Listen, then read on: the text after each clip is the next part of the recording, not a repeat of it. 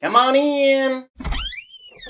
People say time travel is not always the right answer, because if you always go back in time to prevent a disaster from happening, then who knows whether a bigger disaster is going to happen or not. As I came from an ice age, I really can't figure out what could be worse than an ice age, so I'm still taking the risk, going back in time, and trying to make sure that Primal Kyogre cannot be unleashed on the world no matter what. After we get done resting in Mauville City, I gather the team as we make our way above Mauville City.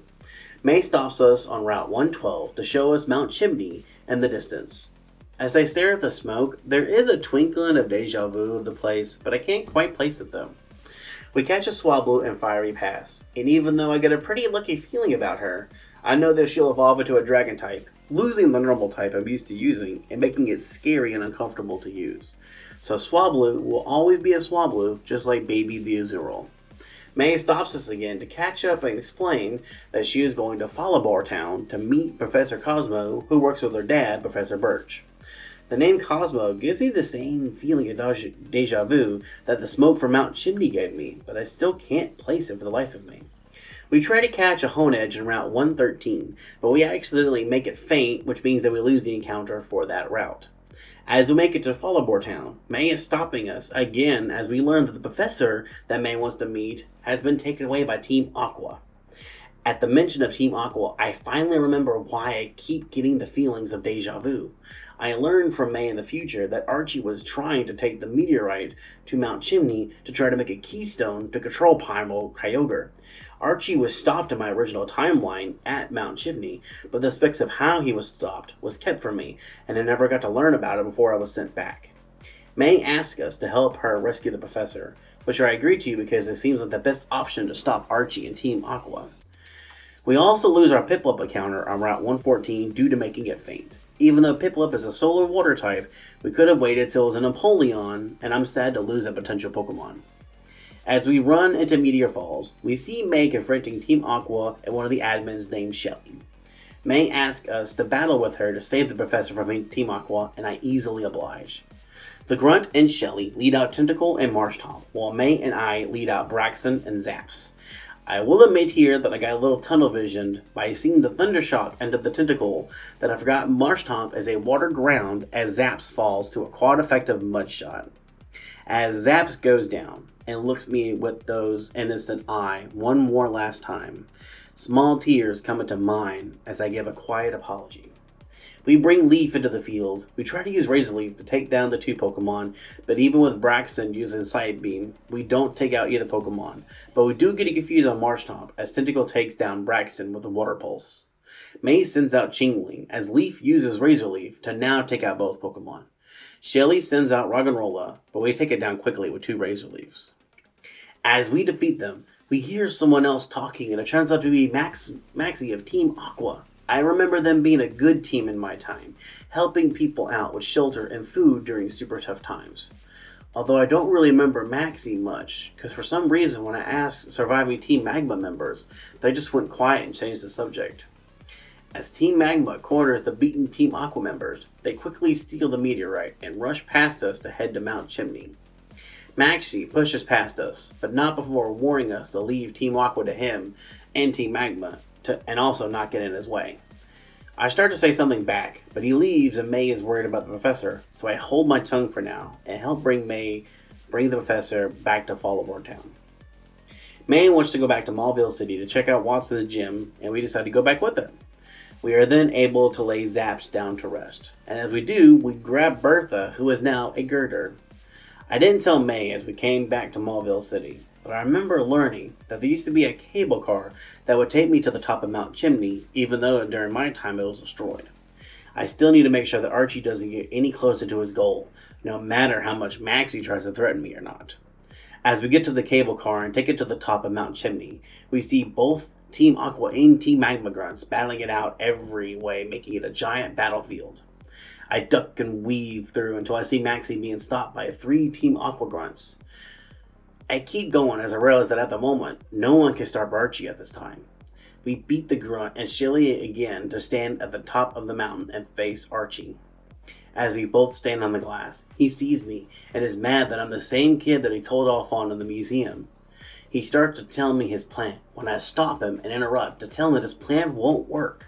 He won't be able to control Kyogre this way, and he's too powerful for anyone to actually control, and it's better just to let it sleep. He's confused as to how I know his ultimate goal, but then he starts to laugh loudly and says that I'm just a little kid and I don't know what I'm talking about.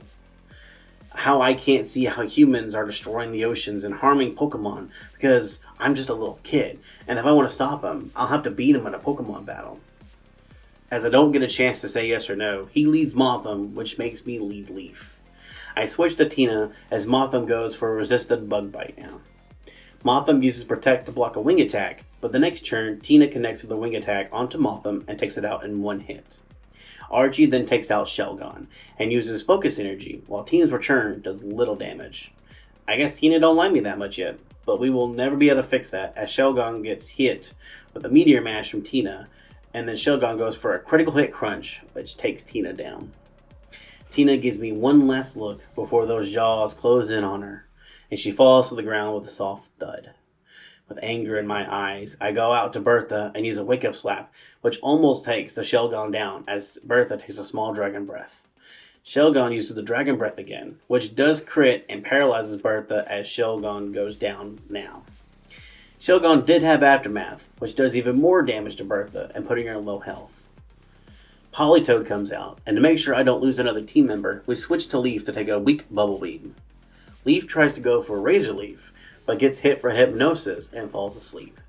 Leaf stays asleep for one turn as Politoed uses another Bubble Beam, which does decent damage and lowers our speed.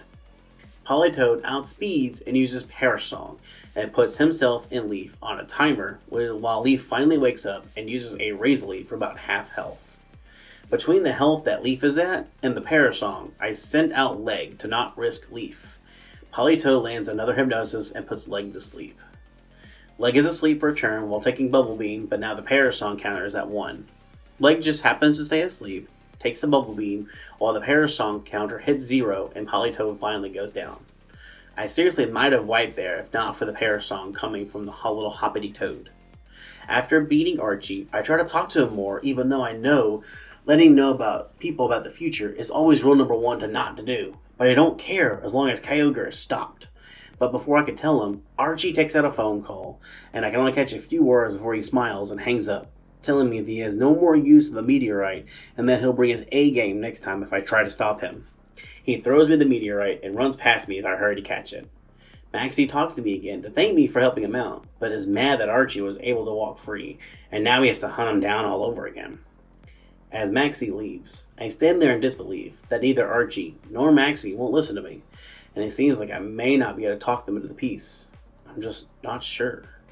We go down the jagged pass to the next gym, and we run into a Meditite.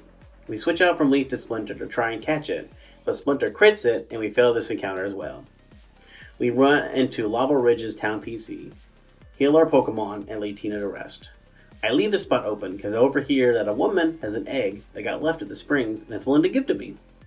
As I get ready for the next gym, and to try and hatch the egg, I go back to Little Root Town and use the dowsing machine to get all the hidden items that I can find through every place that I can reach in the game at this moment. I managed to find a sail fossil, which turns into another Meanfu, and even though it's a Dupes encounter, I decided to keep it as our starter Meanfu went down. But this Meanfu has a different look about him than our starter. A younger look, actually. I put Kung Fu in the box to continue on my way. Managed to find a root fossil, which means another Pokemon, but I feel like it's an eye for an eye, because we do lose Blaze to a random hiker. He has a Ditto, transformed into Houndoom like Blaze, and he used Smog to hit and poison Blaze. Blaze is one of the Pokemon who is paranoid about using items that might cause timeline paradoxes, so from the poison, he's on borrowed time.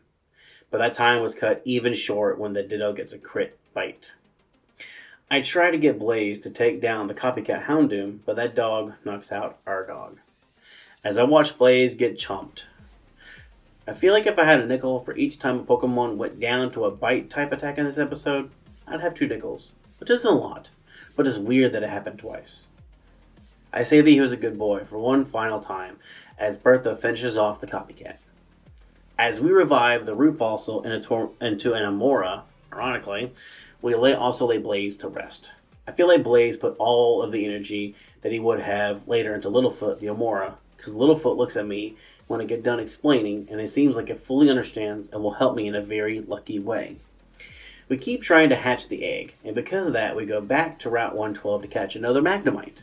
It is the only Pokemon that's viable on the route. Dupes is optional, but never required, and with us losing Zaps, I decided it's all good. I still feel like the spirit of Blaze is with us, because Magnemite, or Shocks, also feels lucky for me, and won't be hindered by anything like some of my other Pokemon. We managed to find our way back to Lava Ridge Town, and to help our egg hatch faster, we go to see what types of Pokemon that Flannery will have. The first trainer sends out a Gibble, which can mean it's either a dragon or a ground type. The second Pokemon they send out is Noibat, which solidifies that this gym is going to be a dragon type gym. Snowcone is going to be a huge help here. We do manage to also find a claw fossil, getting a lot of fossils, which gives us a Palpitoad from it. Palpitoad is a Pokemon that I'm not comfortable with using, so I'm not going to be able to use it at all. As I put this Pokemon in the box, I feel like the energy from this Pokemon is given to me, and I could try to catch another Pokemon from a route that I have failed to catch something. I follow this feeling all the way to Route 113, and I run into another Honedge. After catching Stabby the Honedge, I can see the look in his eyes to try and overdo it with his effort like Leg does. We also managed to finally hatch a Makuhita from the egg, and even though it's a very tough Pokemon, I swear it looks a little paler than it normally does. Maybe something happened before getting the egg, because Hands, which I realized later in the making of the script that I didn't get a nickname and I'll nickname it later, won't learn more than 3 moves. Even with this happening to it, it's still a very powerful Pokemon regardless. We get the team ready for Flannery and get through her puzzle with ease to challenge her. She seems nervous, but is more than ready to take me on. She leads with Noibat while I lead Snowcone. Snowcone blows through Noibat and the next Pokemon, Deino, with an Icy Wind 1-shot apiece, which has her last Pokemon, Dragalge, come out. Snowcone uses a super effective Icy Wind, which drops the Dragalge's speed, while Dragalge lands a Poison Tail. Snowcone tries to go for another Icy Wind, but misses, while Dragalge goes for Camouflage, which changes the Dragalge into a normal type. Think about it for a second, because now Snowcone has no super effective moves into the kind of special bulky Dragalge. Then we go into Hands. Sorry about the nickname, it will be changed. And while it tries to use Camouflage again, but it fails. Hands go into a Silk Scarf boosted Fake Out, taking out the normal type Dragalge easily and winning the match. After getting the badge, we decide to relax and rest after everything that has happened to my team and the hot spa before continuing our journey.